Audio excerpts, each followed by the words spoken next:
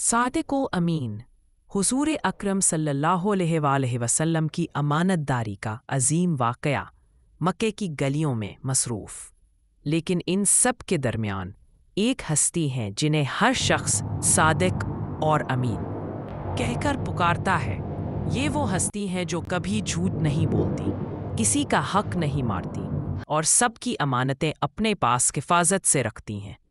वो है मोहम्मद बिन अब्दुल्ला बिन ज़ैद। कुरैश के लोग अपनी कीमती अशिया और अमानतें हुज़ूर सल्लल्लाहु अलैहि वसल्लम के पास रखते, क्योंकि उन्हें यकीन था कि ये नौजवान ना झूठ बोलता है ना धोखा देता है। दुश्मन भी आप अल्लाह सल्लम की सच्चाई के कायल थे। कुछ अरसा बाद खाने काबा पर बारिश और सैलाब की बारी आई। वजह से दीवारें कमज़ोर हो गईं। कुरैश ने फैसला किया कि वो काबा को दोबारा तामीर करेंगे। सब कबीले मेहनत में लग गए। ईंटें लाई जा रही थीं, लकड़ियाँ काटी जा रही थीं, मजदूर पसीने में शराबूर थे। लेकिन जब तामीर मुकम्मल होने के करीब आई तो एक बड़ा मसला खड़ा हो गया।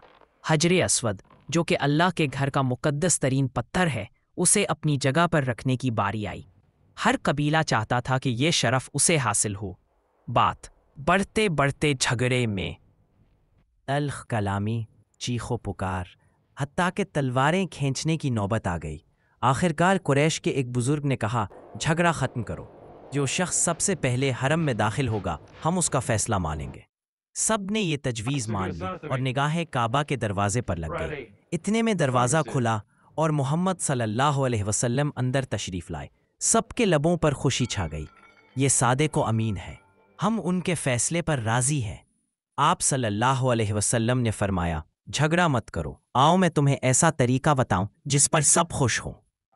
आप सल्लल्लाहु अलैहि वसल्लम ने अपनी चादर बिछाई, उस पर हजरे अस्वद रखा और हर कबीले के सरदार को एक एक कोना पकड़ने को कहा। सबने कबीले के पत्थर को उसकी जगह के करीब पहुंचाया। फिर आप सल्लल्लाहु अलैहि वसल्लम ने अपने दस्ते मुबारक से हजरे अस्वद को उठाकर अपनी जगह रख दिया। यूं एक बड़ा झगड़ा खत्म हो गया और सब कबीले खुश हो गए। मोहम्मद सल्लल्लाहु की सच्चाई और अक्लमंदी ने सबके दिल जीत लिए। यही वजह थी कि लोग आपको हमेशा सादिक़ व अमीन कहते थे। अमानतदारी इंसान को इज्जत देती है, सच्चाई सबसे बड़ी ताकत है।